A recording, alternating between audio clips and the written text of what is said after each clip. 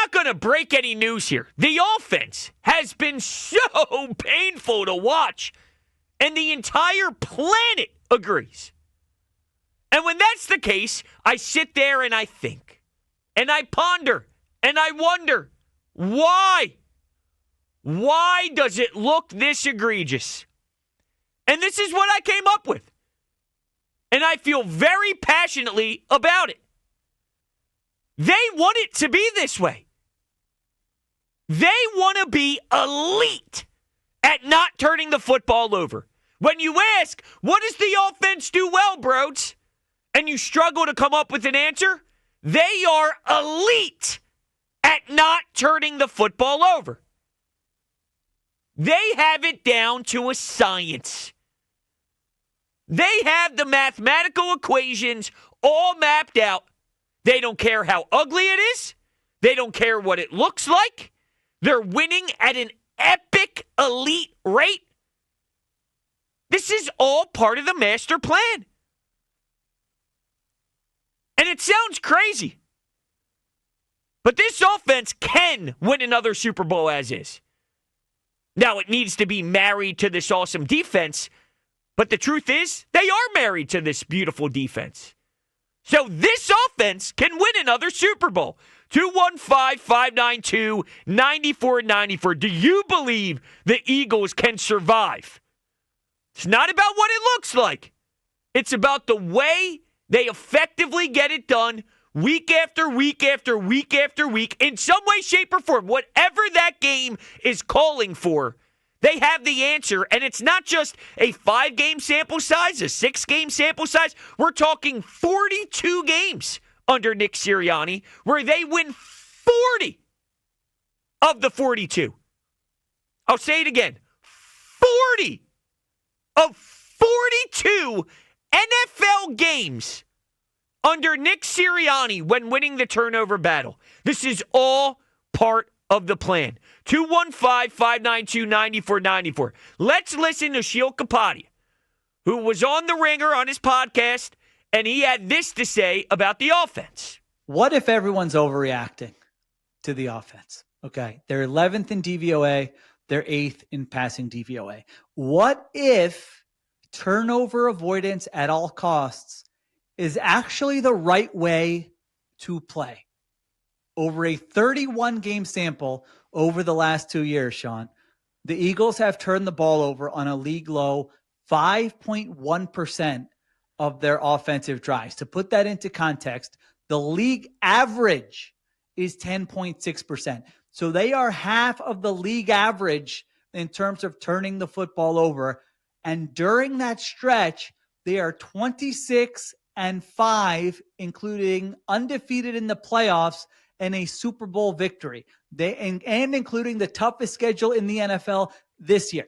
They have won 84% of their games over the last 2 years playing this way. So what if Jalen Hurts and Nick Sirianni have it right?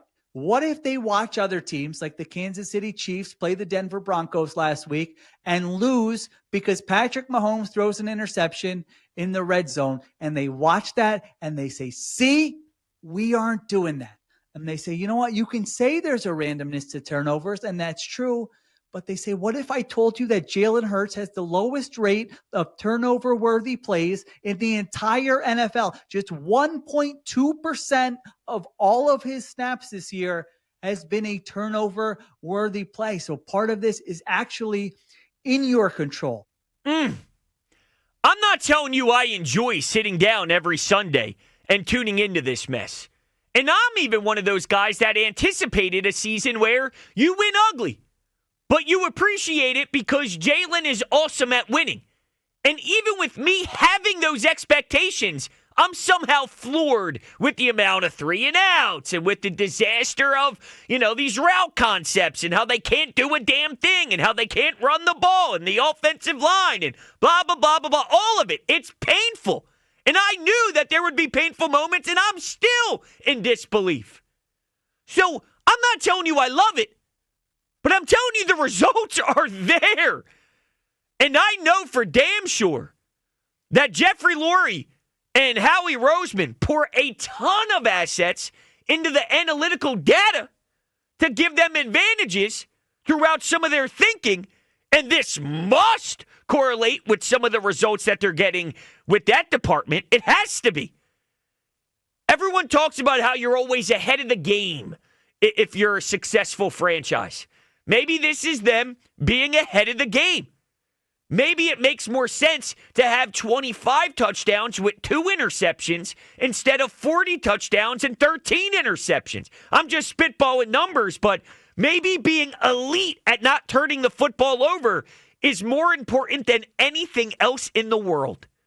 And it sounds crazy, it sounds ludicrous, but how do you fight back when the numbers are the numbers? They're not winning 5 football games. It's not about winning 4 football games. These numbers are actually mind-blowing, dating back to the Nick Sirianni experience when he first got here. Mind-blowing stuff. Things that we would dream of and drool at night on our pillows in a deep sleep thinking about the Eagles winning this many games over X amount of years, and we're living it now. It's just not the sexy appeal that we thought it would be visually. It's not as sexy to the eye. 215-592-9494. Do you believe the Eagles can survive with this offense? I do. And it's not because I think this offense is anything other than what it is. But there's something to the numbers. And I can't run away from the numbers. And Jalen is sort of like Floyd Mayweather. Floyd Mayweather was one of the most dominant boxers of all time. But he did it with a very methodical approach. He was very tactical. He was a defensive-minded boxer who knew when to take his calculated risks offensively. He played the point system. He played the number game. But it was about stylistically being defensive-minded and then going on the attack when needed. That's how Jalen runs an offense. The defensive-minded way to play quarterback is do not put the ball in harm's way. Do not take risks. But when you have to, okay, there are times. There are times when you do, when you lean on it a little bit.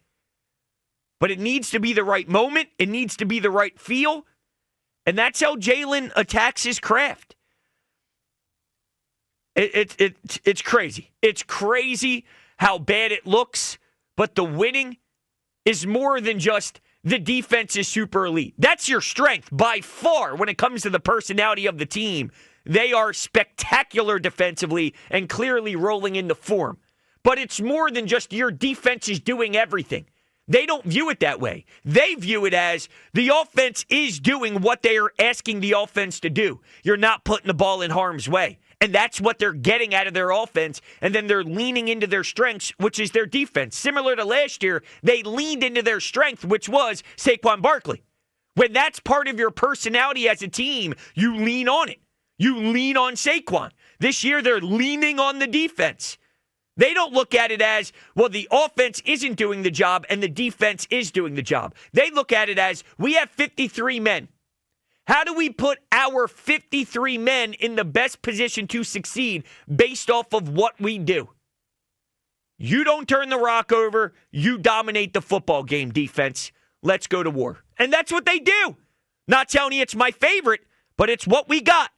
And I believe with what they do, this offense can win another Super Bowl. 215-592-9494. To the phones we go. Let's go to Al in Mercer County. What's up, Al?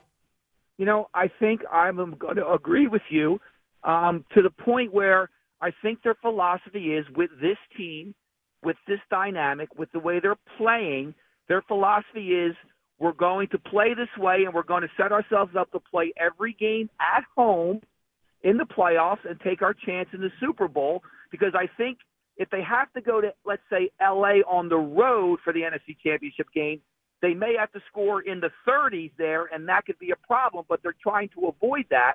And I think if they play at home in the playoffs this way, that's their philosophy.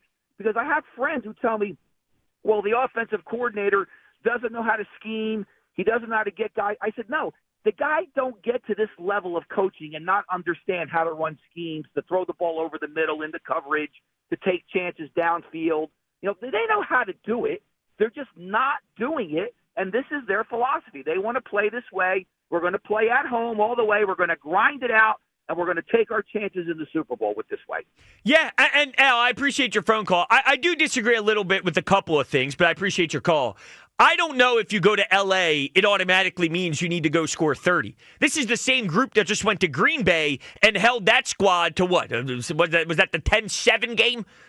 So I just watched them go into Green Bay and the defense thrive. And in a place like L.A., that's going to be 50% Eagles fans if we're talking about an NFC championship game. So it might be almost a college football game at a neutral site type of thing. But, yeah, and truth be told, the way this team runs, if they need 30 on a given day, I know it sounds nuts, but they win those games too. They do. I know, it makes no sense, but they do. They do pull a crazy offensive game out of their rear end sometimes. We just had a perfect passer rating game 2 games ago.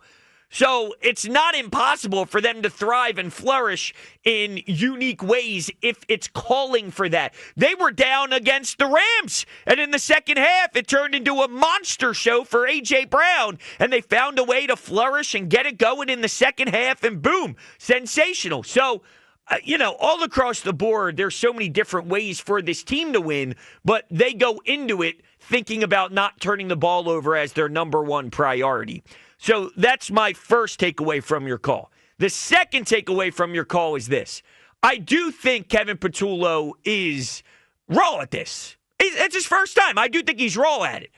I mean, when you hear guys like Chad Ochocinco and then 75 different national media members say, the second we see them lined up, we know exactly what's coming, and there's so many tells within their formation, there is something structurally wrong as well. I know what their overall philosophy is, but it can be two things are true at the same time. The overall philosophy is don't turn the football over, and Kevin Patullo is pretty raw at this. I think both things can be true.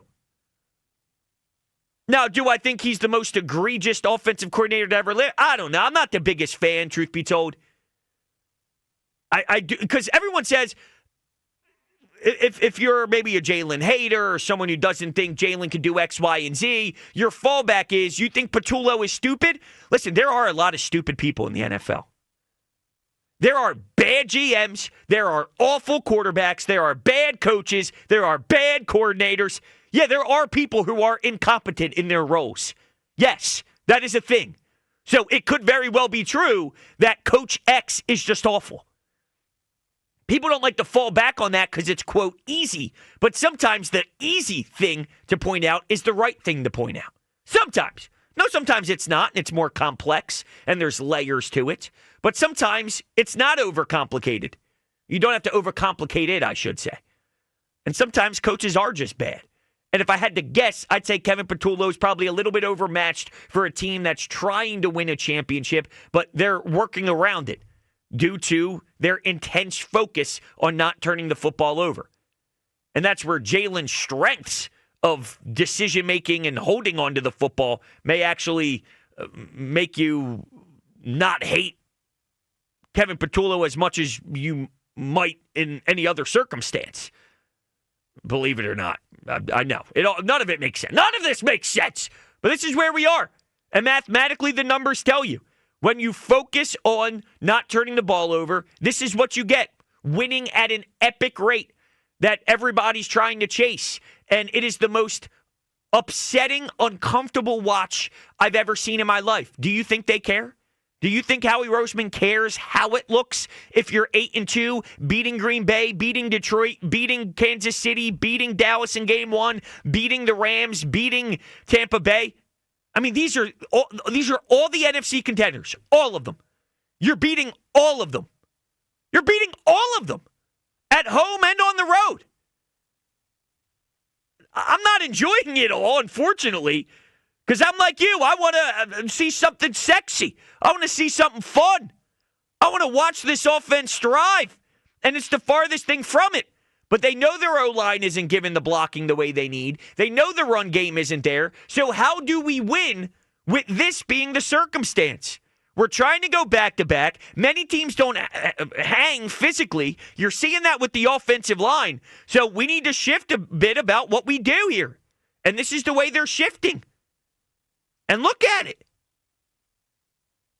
I'm a little, just wacky in my head trying to consume it all, but this is what I'm getting at here.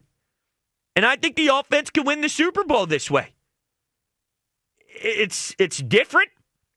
It's unique. It's rare. It's awkward. It's uncomfortable, whatever words you want to use to describe it. But the results are there. Let's go to Emron in New York. What's up, Emron? Hey, Brodes. How's it going? Good, man. What's going on?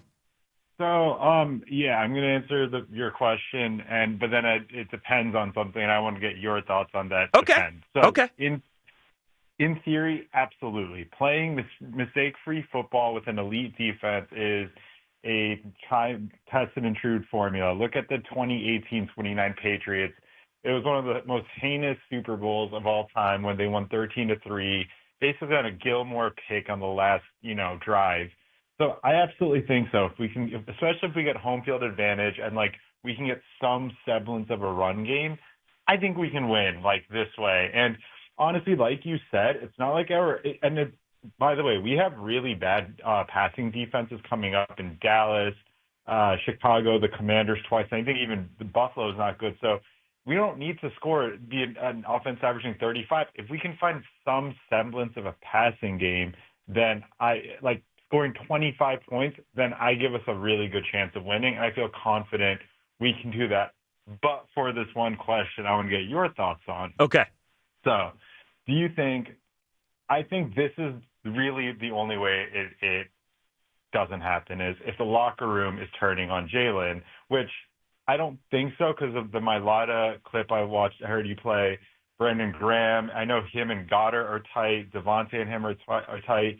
He went to Saquon's foundation. So I can't imagine it's any of those core guys. I know he works out with Lane in the offseason. So I can't imagine it's any of the big guys in the offseason. I'm tending to believe the McClain report, it's not as big of a deal. It's probably AJ and his 8 personalities and, probably and wide receivers coach whose receivers look like shit. And he's trying to protect his job. I don't think it's even KP because KP's future is tied to Jalen's success. And if it comes out that he leaked it, then Jalen's going to turn on him, and Sirianni probably has to turn on him at that point too. So I don't know if it's KP.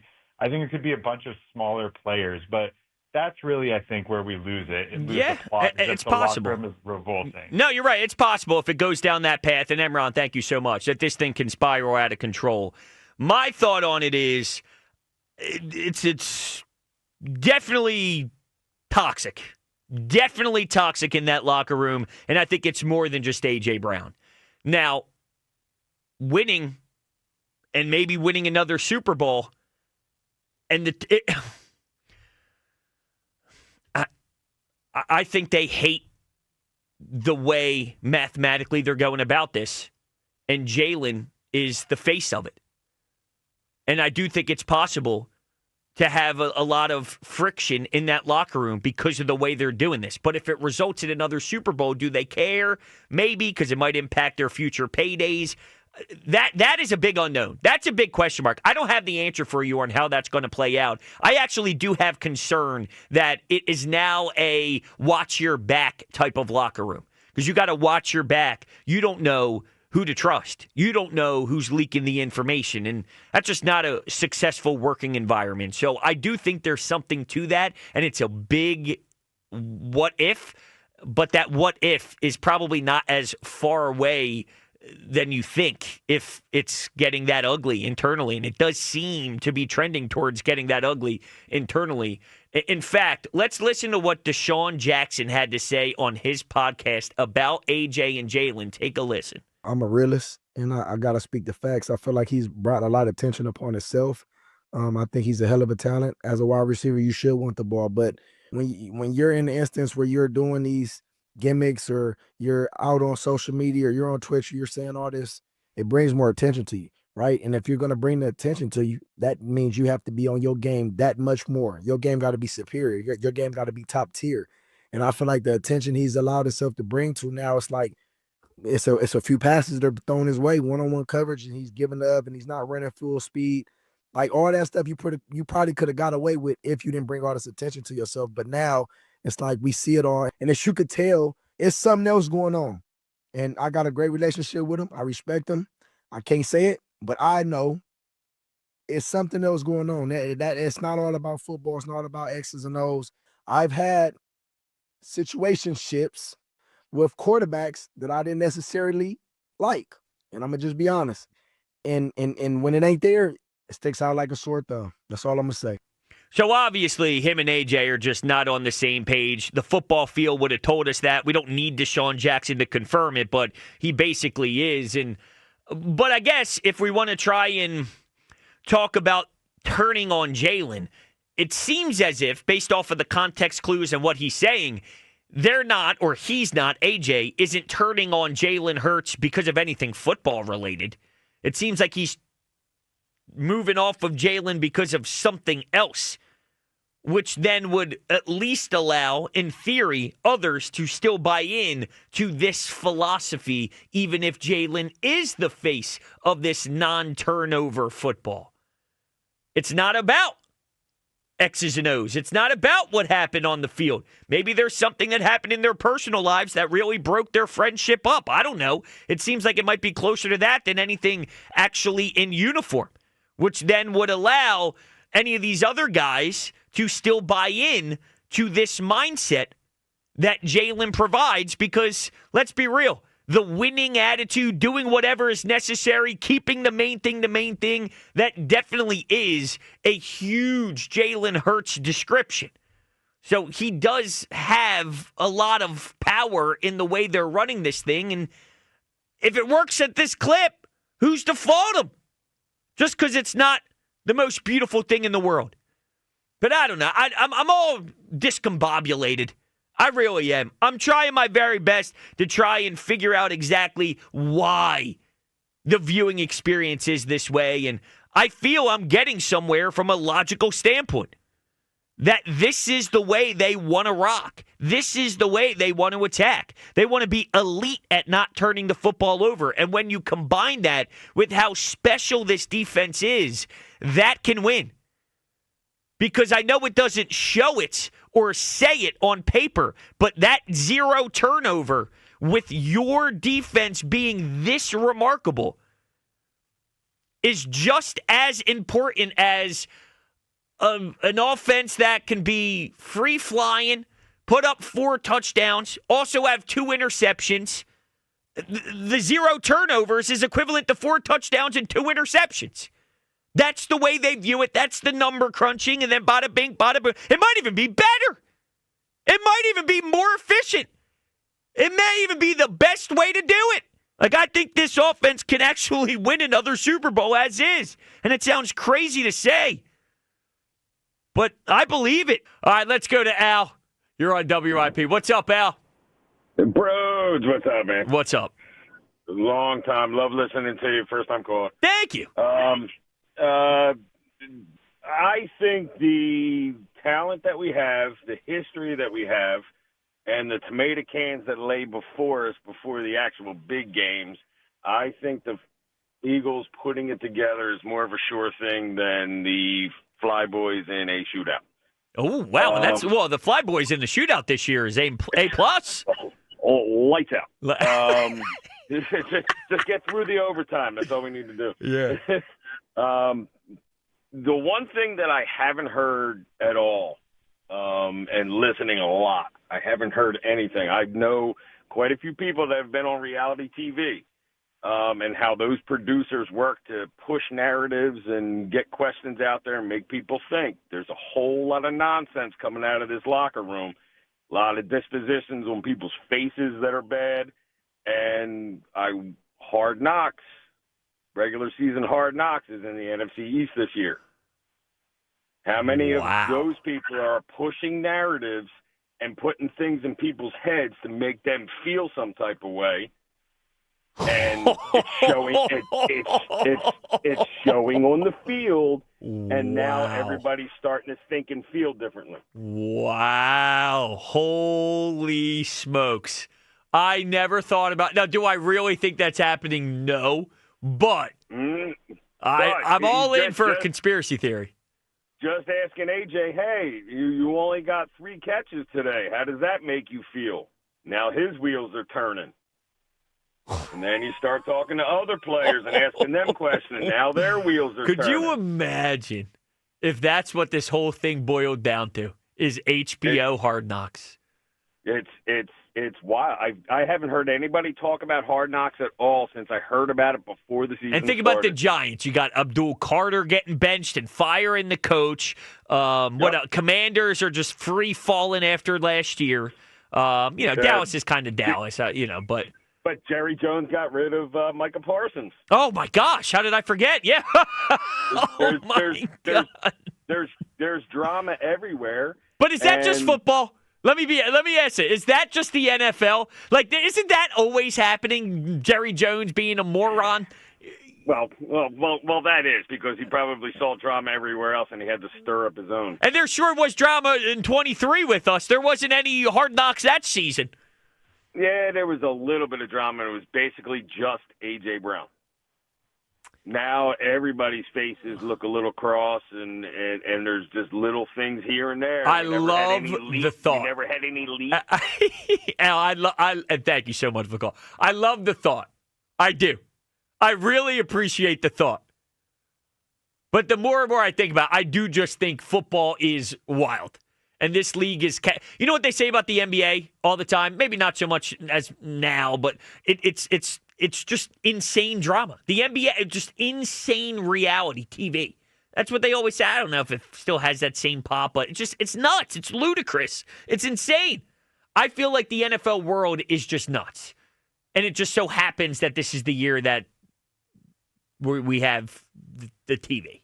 Well, I mean, the Eagles have been followed by a documentary crew for like 4 out of the last 6-7 years. Good point. You have to remember in like 2019 or I think it was Carson's last year, they had that Amazon documentary following them. They had the Saquon documentary following him. They had a couple documentary crews in and out of this place. So yeah. I don't really know that Hard Knocks would do anything different than, I don't think that they would be putting narratives into people's heads, but I do think that your ego, like showing your ego up for the camera is very possible. Sure. Yeah. Especially with football guys who might not necessarily get to talk to a camera often. Like being on TV and playing a football game and being in a one-on-one interview and a close intimacy camera setting are much different experiences. And I do wonder, and maybe I'm wrong even thinking this, but would the NFL want an insane, absurd, irrational amount of dysfunction? Like, they want it to be entertaining, but do they want it to look like a bleep show? I mean, look at the Hard Knocks offseason one they had last year where the Giants GM just looked like a fool, where Joe Shane just looked like an absolute doofus on live television. But that was just by talking, not by, he said, I don't want to pay Saquon, blah, blah, blah, blah, blah, which is a fair football comment to make, even though it was wrong. But this in a hypothetical world is planting chaos. That's a lot different than a GM just saying, hey, I don't think it's worth paying a running back X amount of dollars. Well, I think there's a difference between planting chaos and nurturing chaos, right? Like the NFC East is a very dysfunctional division year to year. Like with or without a camera crew, it just always, something is always going on in this division. So to put the camera crew here and just kind of nurture it and prop it up, things could happen. I mean, I'm not putting like gasoline into the fire that the caller just started, but I do think it's possible that someone like AJ Brown, who has frustrations, could see this as an opportunity to make it more accessible. If we end up watching this Hard Knocks thing, and he's got like a sit down interview where he just lets it loose. If he sits down, lets it loose, and they're at the home when he's on Twitch, so there's a background crew with him when on Twitch. Yep. Then I'd start to spin into this even more. We got to see the footage. I think the footage of how this plays might tell me more about this situation. Al may be onto something. Detective Brodes is going to have to look into this. Detective Brodes is back. The problem is Detective Brodes has been here for 4 straight weeks. When am I just going to get sports fan Brodes? Yeah. I'm always in detective mode. It's unbelievable. Let's go to Jay in D.C. What's up, Jay? Yeah, I disagree. Like, this reminds me of 2023 when the Eagles were 11-1 and or 10-1, and Eagles fans were still saying, they could win the Super Bowl even when the defense was horrible all year. Well, that's the difference between this year and that year, though. Yeah, and I was like, how? You know what I'm saying? And I feel the same way this. Well, the defense isn't even close to that defense, though. That defense was falling apart where Matt Patricia had to come in. This defense is scary. Yeah, but it's the opposite. Like, y'all saying that they still can win the Super Bowl, and I'm like, how? Their offense can't score. Well, they can. They average 24 points a game. They just, in the last couple of games, they haven't been able to score. But they can't run the ball, bro. They can't run the ball. The offensive line. Well, they had a game the other day where 2 guys ran for 100 yards against the Giants. I understand, I know that. Right? I know that, but bro. They can. They can. So they did run the football. Saquon's averaging 3-point-something yards per carry every game. Yeah, correct. So you're just going to take one game and just say they can run the ball? But I'm telling you, they averaged but they averaged 25 points per game so far this year. So they don't average 10, they don't average 7, they average 25 points per game through the season so far, which is not 10 points like they scored last week. So you think with Kevin Patullo and their struggles with running the ball and the offensive line being banged up and, 2 high-priced receivers that rarely get the ball, you think they can win the Super Bowl? I said all show long that they are elite at not turning it over, and to this point, they've beaten Green Bay, Detroit, Los Angeles. Yeah, I don't care about regular season matchups, bro, because doing the playoffs is different. Okay, I know. I've watched the Super Bowl. I've watched the Super Bowl run with it. Ass kicked in the playoffs. Okay, what did we do last year? We won a Super Bowl. We won a Super Bowl. Okay, so I know what it takes to win one. This year. I know what it takes to win one. We have a defense that can win a Super Bowl, and if you don't turn the ball over, they've beaten every top NFC team in the league so far this year, home and away, with this method. So I'm not telling you they automatically win a championship, but to say that there's nothing to this version of the team, it's flawed, but they are still great in a lot of key areas. Red zone efficiency, not turning the ball over, defense is at the top of the league, where they are in the mix with all of the top NFC teams that are competing right now in the National Football League. That's just the truth. I don't know if they're going to win or not, but they are in the mix with all the other top NFC teams. Sam Darnold just threw 4 interceptions. He's on the best team outside of the Eagles on the NFC in the NFC. He threw 4 interceptions this week. Justin Herbert had like 5 completions this week. You know what this is? They win ugly. And, Eagles fans being fans, everything's. Well, I've seen a Super Bowl. I know what it takes to win, and I know what it takes to win. I've seen it. They lose to Denver only scoring 17 points, and lose to the Giants only scoring 17 so points. They were going 17. They were going 17-0 this year. That should have been my plan. Is 17? They're not allowed to lose a regular season game. I'm basically saying when the offense stinks and they lose, people get outraged. When the offense stinks, then everything is peaches and cream. That's what it sounds like to me. But I'm not saying it. I've been saying it's ugly, it's gross, it's hideous. But didn't you just hear the audio clip I played where they are statistically dominating with their elite not turning the ball over skill? That is like factually, statistically getting thrown in your. They've won 40 of 42 games though. 40 I just don't think they can win the Super Bowl without a running game. But they won 40 of 42 football games when wanting to win the turnover battle. 40 of 42, though. Like, that's just, it's a big sample size. If you're a defensive coordinator, how are you game planning this offense? You're going to try and stop the run. And force Jalen to throw. Beat you, right? Yeah, and look what happened last year when that happened. Yeah, but that last year was a much better team than this year. Okay, though. I agree with you, but it's very hard to go back-to-back, and they're still putting themselves in a great position. When you think of going back-to-back, to put yourself back at the top of the NFC after winning a Super Bowl, you're not going to be the same team. You're going to be a percentage of the team because of the wear and tear of what it takes to win. But the fact that they're this after winning a Super Bowl, they're right there again. Of course, they're flawed, but they're right there again, and they've beaten all the best NFC teams to this point. So if that doesn't mean anything, that's all they can control right now is beat the top NFC teams in the regular season. The playoffs didn't start yet. They're beating all of them. And not just one or two of them. They're beating all of them. So what am I supposed to do with that? Nothing? It doesn't matter? I shouldn't watch? It doesn't tell you anything that they beat the teams when they match up against them, even with the struggling offense? Shouldn't that tell you more about them? All this will change on Sunday if they lose to the Dallas Cowboys. No, we would. I'm listening to Sports Talk Radio. What fan are you of? Who do you like, Jay? Who do you like, Jay? Who do you like, Jay? I'm an Eagles fan. No, but you're I don't not. Think this team is no, a you're Super Bowl not. team. You're the worst Eagles fan I've ever heard. Honestly, if that's the case, wow, because you sound like a Cowboys fan. Like you. No, you're making it seem like this team sucks. You can ask John Johnson. I go back to I don't give a damn. I don't got to ask John Johnson a damn thing. I don't have to ask him a damn thing. I'm not an Eagles fan. Well, it doesn't sound like it. You sound like a dope because you think this team stinks.